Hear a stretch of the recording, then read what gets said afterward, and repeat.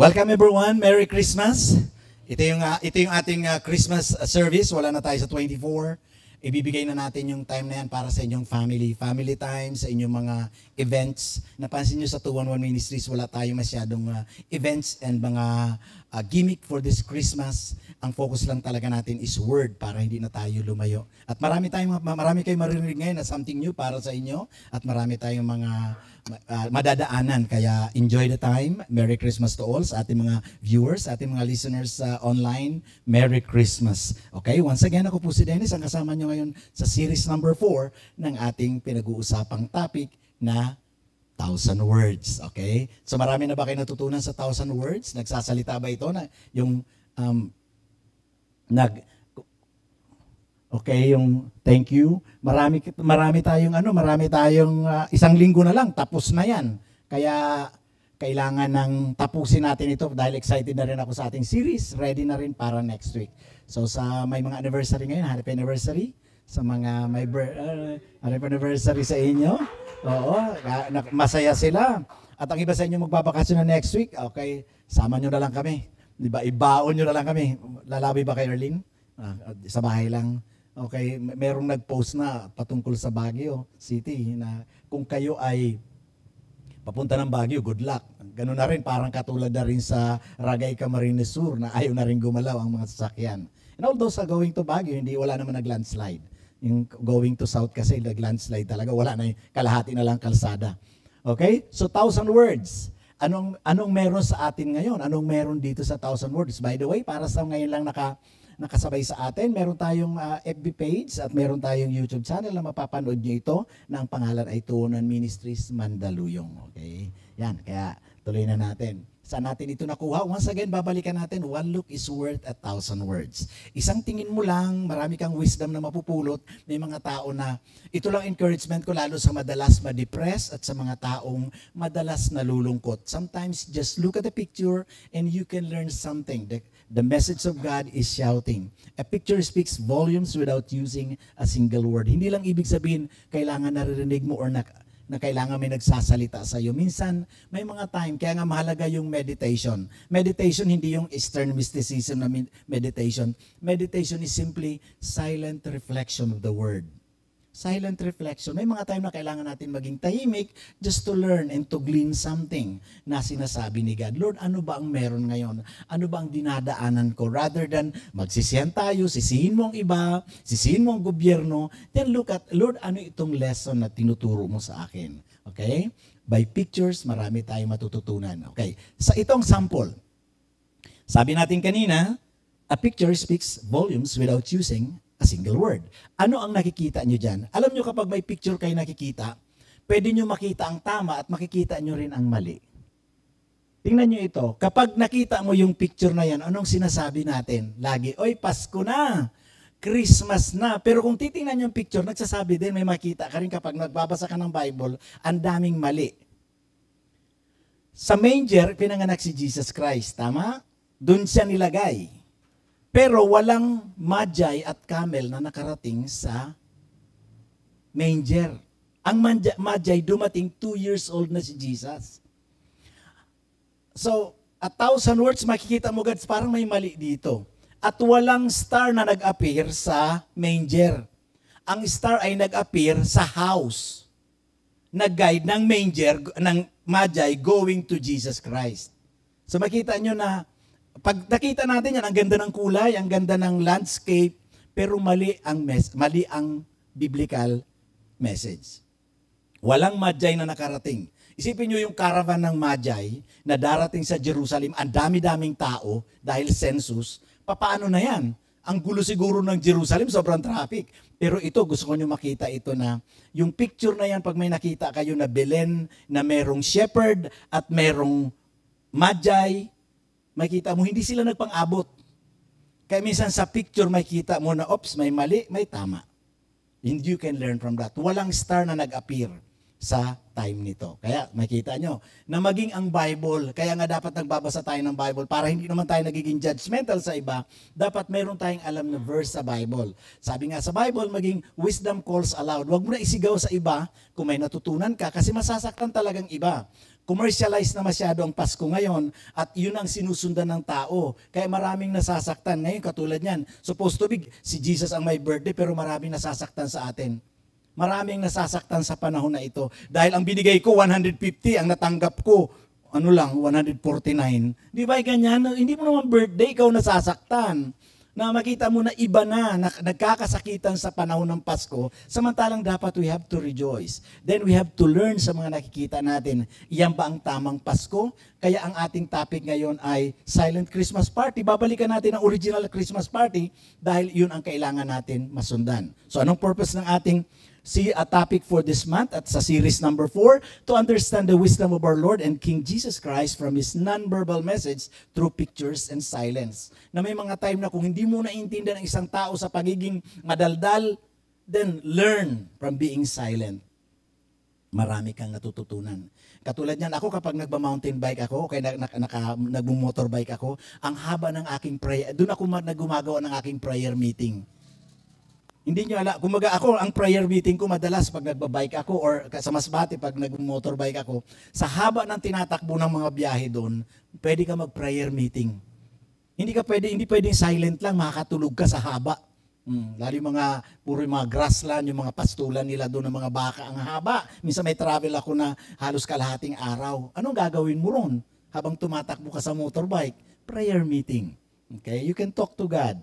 Okay, silent lang pero kailangan bumubukas ang bibig ko dahil sa hangin, open air, pwede ka makatulog. So, maraming non-verbal message si God at kung willing ka makinig sa Kanya, marami kang matututunan. So, last week, pinag-usapan natin ang 3 weeks ago, pinag-usapan natin ang mind management dito sa sa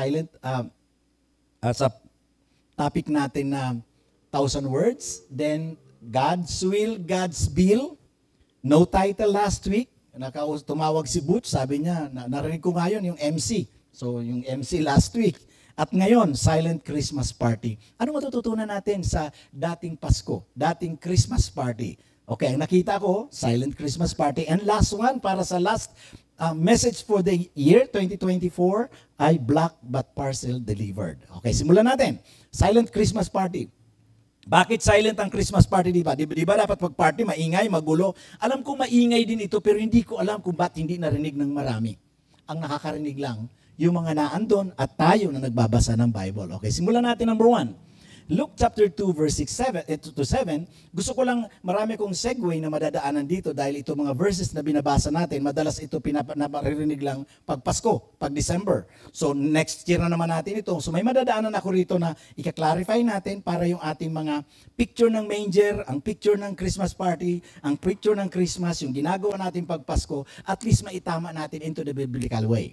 So, while they were there, the time came for the baby to be born, and she gave birth to her firstborn, a son. She wrapped him in cloths and placed him in a manger because there was no room for them in the inn. So walang available para sa kanila. And there were shepherds living out in the fields nearby, keeping watch over their flocks at night. So gusto ko lang ipaalam sa inyo na marami nagsasabi at nag-aaway-away ng mga Christians, ang December 25 ay hindi talaga kapanganakan ni Jesus. Ba't kayo nagse-celebrate? So, ang reason kung bakit nagse-celebrate tayo, ito lang naman ang holiday so far na at least pwede tayo mag-celebrate, at least naalala natin si Jesus. Bakit nga ba sinasabi nila na hindi talaga December ang kapanganakan ni Jesus? So kung papansinin niyo yung binilugan ko na night, there were shepherds keeping watch over their flocks by night. Ngayon, ang Jerusalem, ang Israel ay merong extreme weather condition. Ang New York, ang Japan ay merong 4 seasons. Meron silang summer, meron silang summer, spring, summer, fall, winter, and spring. Ang Pilipinas may isang season lang at hinati sa dalawa, isang dry season and rainy season. Parehas mainit, summer lahat yan. Ang Jerusalem, extreme ang weather, dalawa lang sila. Hindi sila 4 seasons. Isang summer, extreme summer na mainit, at extreme na weather ng winter. Summer and winter lang sila. Ang winter nila ay from October to April. Ganong kahaba ang winter nila at ang pinakamalamig sa kanila ay ang December and January. Ako na-experience ko sa Bugyas, Benguet, pinakadulo ng Benguet, nung nasa agriculture pa ako, ang 11 degrees. Hindi ako makatulog, nakapantalon ako, may medyas na, may t-shirt, may sweater, meron pa akong jacket, meron pang bonnet, meron pang takip sa tenga, hindi ako makatulog. 11 degrees lang. How much more ang shepherd na nasa labas during winter? At anong makakain ng flocks? Na tingnan mo yan, oh, may mga frosted ang mga grass. Kaya dito nyo makikita na hindi talaga December ang pinanganak si Jesus. Ang sabi ng iba, ayon sa Google at ayon sa tradition, around August, nung yung census na ginawa ang census na ginawa ng governor ng Roman province of Judea ay August to October. Doon sa time na yun, ang sabi nga ng iba, September. Hindi talaga December. Kasi hindi ka pwede mag-stay sa labas ng ganyan ang mga damo. Saan ka mamamatay ang mga shepherd? At mamamatay din, hindi rin makakain ng mga tupa na ang damo ay merong nakita nyo, yung flakes na yan. Okay, para sa ano, makita yan. Sa nasarapan ko, natatakpan ko. So may grass frost. Di ba sa Bugyas, Benguet nga lang, ang problema nila ron, yung mga cabbage na nagaganyan, hindi mo na maibenta, mamamatay. Oh, so problema yan. So hindi talaga Christmas. Pero bakit natin sinicelebrate? Kasi ito yung naibigay natin. Hindi rin naman natin alam ang tamang oras at panahon. Sinicelebrate na rin natin ng December. Kaya lang alam natin na sinasabi ng iba, ito ay araw ng pagano, celebration ng mga pagano. Huwag ka lang mag-celebrate ng pagano. The same din, may mga araw na may mga celebration ng mga pagano sa time ng birthday mo. Nagsiserve ka ba? So iba yon. So ang pinag-uusapan natin dito, be aware sa iyong celebration. Baka ginagaya mo na sila worshiping idols and worshiping other gods. Okay? Tuloy tayo. An angel of the Lord appeared to them and the glory of the Lord shone around them and they were terrified. Ito yung sinasabi nila, hindi pastor, nagliwanag ang kalangitan. Tama, nagliwanag ang kalangitan. Pero hindi yun ang star. Iyan ay galing sa glory of God na dala ng angel. Angel, isa lang yan na singular. So makita nyo, may message si God sa mga shepherd. Nagliwanag ang kalangitan because of the glory of God, but not the star. Okay? But the angel said to them, do not be afraid, I bring you good news of great joy that will be for all the people. So, ang dala-dala namin ay joy to the world. Diyan nakuha natin yung lyrics ng joy to the world, the Lord has come, or is come, para sa iba. Today in the town of David, a Savior has been born to you. He is Christ the Lord. Yan ang paliwanag ng angel. Marami nagsasabi si Jesus Christ ay hindi God, hindi Lord. Ang angel mismo nagsabi. He is the owner. Ayan, kaya kung may questions kayo, lagi ka na, hindi si Jesus Christ, angel ang nagsabi niya, galing siya doon. Ang nagpapaliwanag na hindi Diyos si Jesus Christ ay galing sa lupa. Yan, galing na mismo yun doon, kasama niya. Nagre-rejoice. Okay? This will be a sign to you. You will find a baby wrapped in cloths and lying in a manger. Suddenly, a great company. Okay, ito pinag-uusapan din to. Ilang angels na nag-appear. A great company of the heavenly host. Host means hindi mabilang. Appeared with the angel, praising God and saying, gusto kong mabanggit sa inyo na ang una nakipag-usap sa mga shepherds, plural, ay isang angel lang at ito bigla nag-appear. Ngayon, ayon sa pag-aaral, ilan ba talaga ang nag-appear dito? Ang angels, ang holy angels kapag nag-appear sa isang tao na nagre-request at inutusan ni God, ito ay multitudes. At ang isang model dito ay yung nasa Revelation chapter 5:11. 10,000 times 10,000. Ang sabi ng marami, ang nag-appear dyan ay nasa 100 million. 10,000 times 10,000. Ilan? 100 million na angels. Kaya sobrang liwanag ng area na yan during this time. Nag-worship kay God. Anong sinasabi nila? Praising God and saying, glory to God in the highest, worshiping God. Bakit itong mga angels sa galing sa langit nag-worship kay Jesus kung tao lang si Jesus? Yan, may mga idea, may wisdom kay pulot. And on earth, to men on whom His favor rests. Peace to men on whom His favor rests. Ayan, 100 millions of angels nag-worship, nag-praise and worship kay Jesus Christ. When the angel had left them, iniwanan sila at ang angels hindi pumunta sa manger. Tandaan nyo, nasa field lang. left them and gone into heaven. The shepherds said to one another, let's go to Bethlehem and see this thing that has happened, which the Lord has told us about. So, puntahan nga natin. Walang angel sa manger. Andun lang sila sa field. Umalis na, bumalik na sa langit. So, they hurried off and found Mary and Joseph and baby who was lying in the manger. So, nakita nga nila. When they had seen him, they spread the word concerning that had been told them about this child. So wala rin silang idea. So pinaniwalaan nila at ginawa nila. At anong reaction nila? All who heard it were amazed at what the shepherds said to them. Nagulat ang mga tao. Ano yan? Isipin mo lang, makita ka lang ng 10 angel sa taas mo. Nakikipagkwentuhan sa iyo, Kate. Anong gagawin mo? Nagpupuri kay God. Pero narinig mo pa lang sa YouTube, si Jesus tao lang. Bakit ito nagaling dun, kasama dun sa heaven? Nagpupuri. The shepherds returned glorifying and praising God. Diyan natin nakukuha yung praise the Lord, and glorifying, worshiping. Iklaro natin mamaya yan, ang kaibahan niyang dalawa. For all things that they had heard and seen, which were just as they had been told. So point number 1 ng ating series number 4, the first Christmas party was pure praise and worship for Jesus. Pure praise and worship for Jesus. So ang unang Pasko ay talagang praise and worship. Ngayon magbago na. Gusto ko lang makita ninyo, ang word na Christmas ay 2 words. Isang Christ and Mass. Yan ang unang, alam nyo ba, ng unang word pala ng Christmas ay Christ and the masses of angels praising and worshiping Him. And masses of shepherds worshiping and praising Jesus. So yan, bakit nagsama yan? Kaya kung sinasabi natin ang Christmas party, dapat ito ay praise and worship for Jesus. Hindi ito dapat reunion lang. Hindi ito gift-giving. Hindi, kaya malayong-malayo na tayo. Pero kung ano man na nakita nyo na ginagawa ng pagano, pwede natin gayahin ng iba, pero huwag nyong gagayahin lahat or else magiging worshiping idols tayo. Okay, simulan natin. Anong angels' actions sa kanilang nakita at binalita? Suddenly a great company of heavenly hosts appeared with the angel, praising God and saying, "Glory to God in the highest, and on earth peace to men on whom the earth and whom His favor rests." So makita nyo anong ginawa ng angels na pinapakita? Praise and worship. Praise and worship. Okay. Ano naman ang shepherds' reactions nung mabalitaan nila ito? Katulad natin nung nalaman natin ang sinasabi ng Bible. The shepherds returned glorifying and praising God. Wala tayong ibang makita na praise and worship or Christmas issue or celebration sa Bible, kundi ito lang.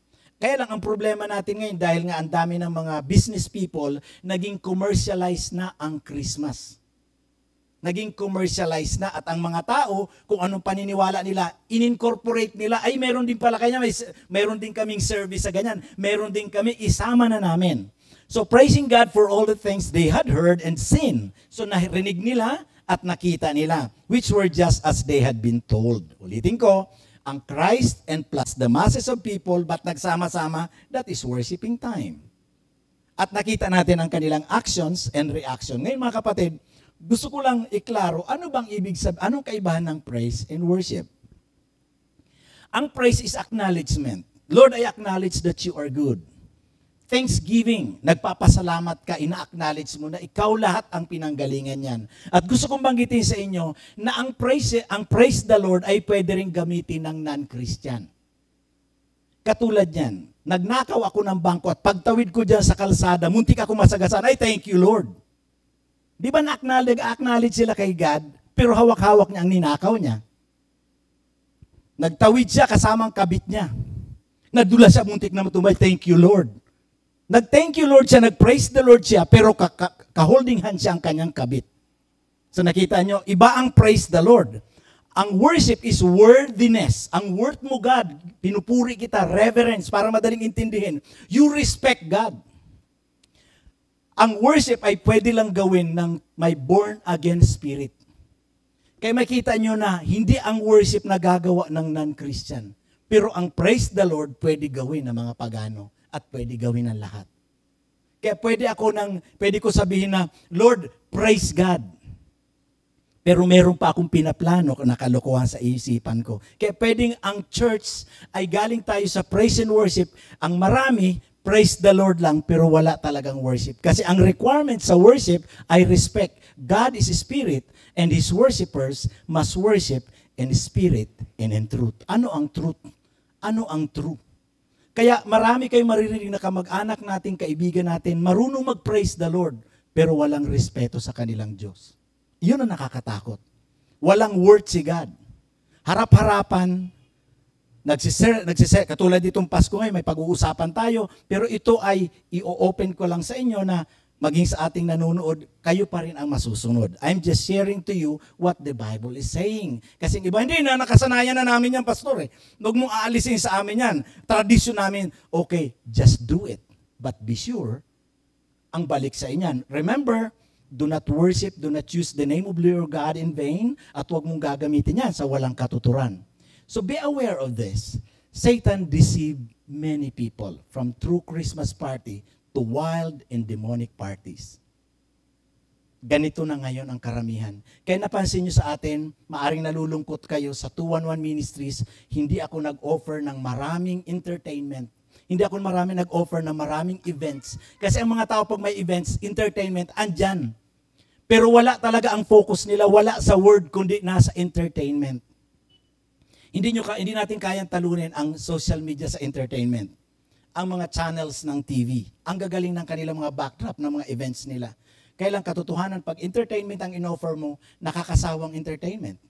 Yung mga sitcom nung 1970s, gusto nyo pa bang panoorin? Ilan na lang.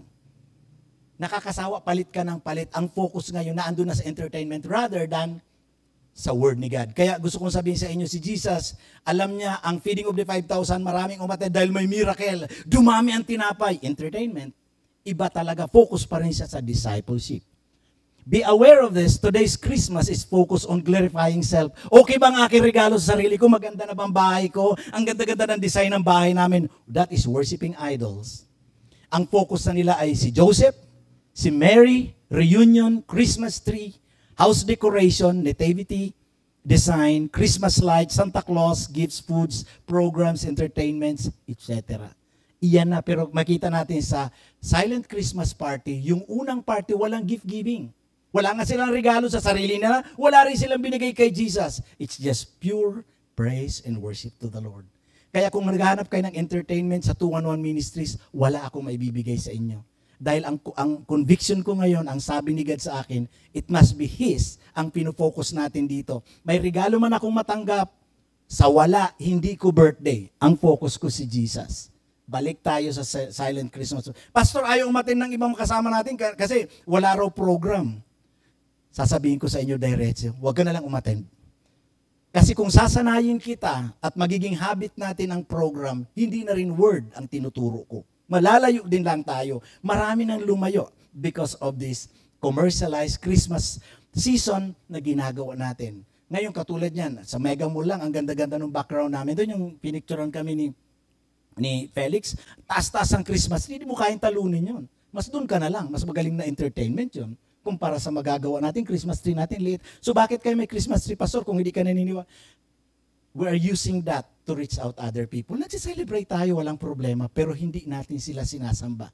Kung maliit man ang ating Christmas tree na nabili at binigay sa atin, thank you, Lord. Hindi ibig sabihin na, kung malulungkot ako dahil ang target ko nga para talbugan yung kabilang office, yung laki-laki ng Christmas tree nila, wala ka na naman. Diba? Kung iyan ang meron, kung walang dumating, praise God, birthday mo ang malaga. We are glorifying and praising Jesus rather than the things. Itong mga idols. Nagiging idols ito pag sinasamba na natin. Inaaway mo yung asawa mo, inaaway mo kapitbahay mo, kasi yung aking... So, we love things and using people na rather than loving people and using things. Tingnan nyo yung mga kapatid. Ito ba ang gusto ng 211? Jesus is no longer at the center of the Christmas celebration today. But He is there, andun si Jesus, but just a part of the decoration. Nativity, nakahiga na lang siya, hindi na sinawi na worship. Ito, nagigbibigayan tayo dito. Hindi masama mag-gift giving, hindi masama mag-reunion, but please, kaya pag may reunion na ganyan, andun ako sa tabi nagpe-pray, Lord, I want to glorify You. Hindi ako nakafocus sa matatanggap kong regalo. Kahapon, meron kaming clan Christmas party, kina Ria ginawa. So masaya lahat. Pero Lord, ikaw pa din ang sentro. Tulungan mo ako, huwag makapokus sa matatanggap ko kasi magagalit lang ako. Sigurado mas maliit ang matatanggap mo sa iyong binigay. Di ba? So kung kita mo sa time na birthday ni Jesus, agagalit ka kasi ba't ito lang, Lord? Sana hinipo mo lang puso nun para bumili ng malaki para sa akin. Di ba? Parang hindi naman si Lord kumikilos. O si Lord na ngayon may kasalanan. Kilala niyo si John Ramirez, di ba? Former Satanist. Isa siya sa mga high-ranking general ng Church of Satan. Isa rin siya sa mga high priest ng Church of Satan sa New York. Former Satanist, now born again na siya, evangelist na siya, said they were busy during this season, nung satanista pa siya. May assignment siya na region. Tempting people to do an idol worship. Bili ka ng ganito, yung puso mo, ilalagay niya ron. Anong goal nila? To glorify Satan and dishonor Jesus Christ. At ngayon, wala siyang pwedeng gamitin kundi yung mga believers, mga Kristiyano, na gayahin nyo itong ginagawa ng mundo to dishonor your God. Kaya sabi niya, may dalawang napakalaking event ng church, ng worship of Satan during the year. Number 1 is Halloween. Maraming Christians sumasali dyan. At pangalawa, December 24, 25, Christmas season. They are worshiping Satan rather than Jesus Christ. Gusto ko itanong sa inyo mga kapatid, sa narinig mo, sino ang kinakaabalahan ng puso mo ngayong Pasko? Si Jesus pa ba? O idol na? Kung naroon ka sa area ng pagsilang kay Jesus at nakikita ng angels at nakikita ng Panginoon ang puso mo, maiimbitahan ka ba as invited guest sa manger? Yan yung evaluation natin na this Christmas season, wala kayong makikitang program and entertainment sa 211 Ministries. Bumabalik tayo sa Word. Kung ayaw mo ng Word, mas gusto mong entertainment, hindi kita pagagalitan, doon ka na lang mag-enjoy sa world. Mas maraming entertainment doon na hindi ko kayang gawin. Pero dito kung gusto mo ng Word, maintindihan ang sinasabi ni God, then magkaisa tayo sa sinasabi ni God. Jesus pa rin tayo. Hindi na lang decoration siya sa bahay natin at sa ating mga paligid. Let's pray. Father God, thank you for calling us God, going back to silent Christmas party. May matanggap kami sa hindi namin birthday. Magse-celebrate kami, God, na ikaw ang nasa center of it all. Ng center ng Christmas party. Lord, ikaw ang may sabi nito na kapag ikaw ay nawala at ginagamit ang pangalan mo, mas lalo lang kami nalalagay sa alanganin ng aming mga buhay. Lord, I just pray, God, for the Mandaluyong City. I just pray, dear God, to please redeem this area. Redeem this city, God, back to Christmas party na totoo. Na hindi si Satan ang wino-worship, ang Metro Manila and the entire Philippines. Dahil ito nagsisimula para si Satan simulan ang kanyang stealing, killing, and destroying our blessings, destroying our health in our nation, Philippines. God, tinataas ko sa iyo maging sa aming mga viewers, sa aming listeners, dakilang Panginoon, lead them as well to original Christmas party. Hindi po masama ang Christmas party, Panginoon, but it is a pure praise and worship. Lead us, God, na mag-worship sa iyo at hindi lang praise the Lord. Kaya tinatas ko bawat isa sa amin, itong message na ito hindi para pagalitan ng bawat isa sa amin, but to remind of honoring you rather than dishonoring you in this season na kilalang kilala ang pangalan mong Jesus Christ sa buong mundo.